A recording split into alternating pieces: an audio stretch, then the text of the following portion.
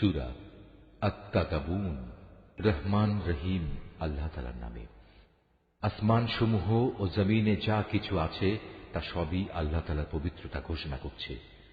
যাবতীয় সার্বভৌমত্ব যেমন তাঁর জন্য, তেমনি যাবতীয় প্রশংসাও তাঁর জন্য। তিনি সকল কিছুর উপর প্রবল ক্ষমতাবান। তিনি তোমাদের সবাইকে সৃষ্টি করেছেন।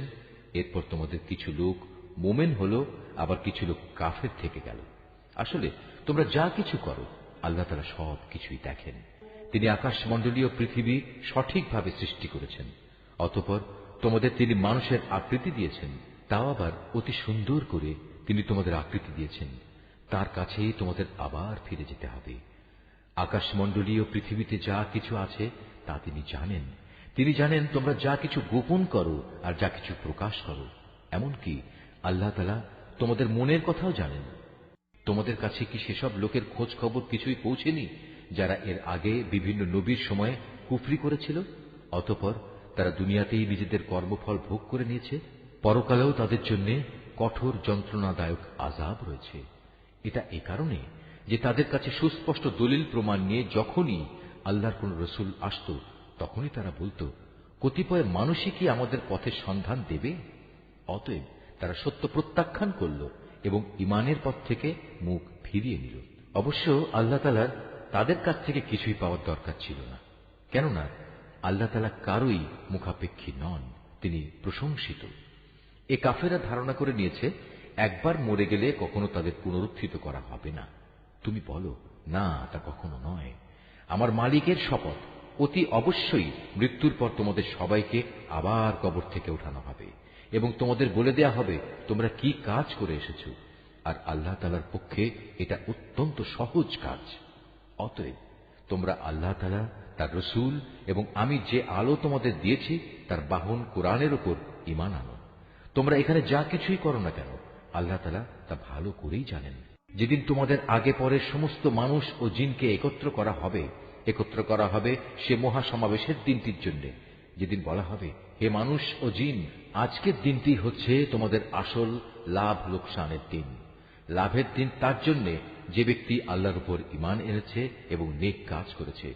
তিনি আজ তার সব গুনাহ মোচন করে দেবেন এবং তাকে তিনি এমন এক সুরম্য জান্নাতে প্রবেশ করাবেন যার তলদেশ দিয়ে ঝর্ণাধারা প্রবাহিত হবে। তারা সেখানে অনন্তকাল অবস্থান করবে। আর এটাই হচ্ছে পরম সাফল্য। এটা লোকসানের দিন তাদের জন্য যারা আল্লাহ তাআলাকে অস্বীকার করেছে এবং আমার আয়াতসমূহকে মিথ্যা প্রতিপন্ন করেছে। এদের ব্যাপারে আল্লাহর সিদ্ধান্ত হচ্ছে, এরা সবাই জাহান্নামের অধিবাসী হবে। সেখানে তারা চিরকাল অবস্থান করবে। কত নিকৃষ্ট সে আবাসস্থল!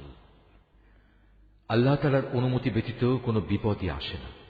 যে ব্যক্তি আল্লাহ তাআলার উপর বিশ্বাস স্থাপন করে, আল্লাহ তাআলা তার অন্তরকে সুপথে পরিচালিত করেন। আর আল্লাহ তাআলা সব বিষয়ে সম্যক অবগত রয়েছেন।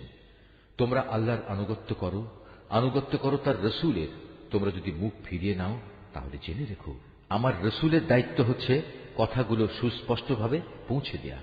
আল্লাহ তাআলা মহান সত্তা, তিনি ছাড়া কোনোই মাবুদ নেই। অতএব প্রতিটি ঈমানদার বান্দার উচিত সর্ববিষয়ে তার উপরই নির্ভর করা। হে ঈমানদার লোকেরা, অবশ্যই তোমাদের স্ত্রী ও সন্তান সন্ততিদের মাঝে তোমাদের কিছু দুশমন রয়েছে। অতএব তাদের ব্যাপারে তোমরা সতর্ক থেকো।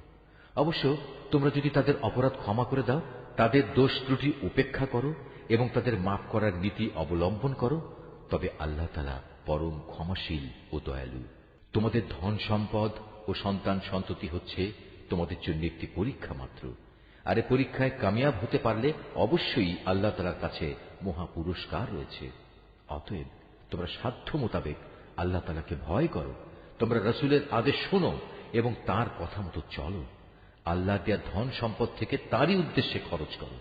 এতে তোমাদের নিজেদের জন্যই কল্যাণ রয়েছে। যে ব্যক্তিকে তার মনের লোভ লালসা থেকে রেহাই দেওয়া হয়েছে, সে এবং তার মতো লোকেরাই সত্যিকার অর্থে সফল কাম। যদি তোমরা আল্লাহ তাআলাকে ঋণ দাও, উত্তম ঋণ, তাহলে কিয়ামতের দিন তিনি তা বহু গুণ বাড়িয়ে দেবেন এবং তিনি তোমাদের গুনাহ খাতা মাফ করে দেবেন। আল্লাহ তাআলা বড়ই গুণগ্রাহী এবং পরম ধৈর্যশীল। দেখা অদেখা সবকিছুই তিনি জানেন। তিনি পরাক্রমশালী, প্রজ্ঞাময়।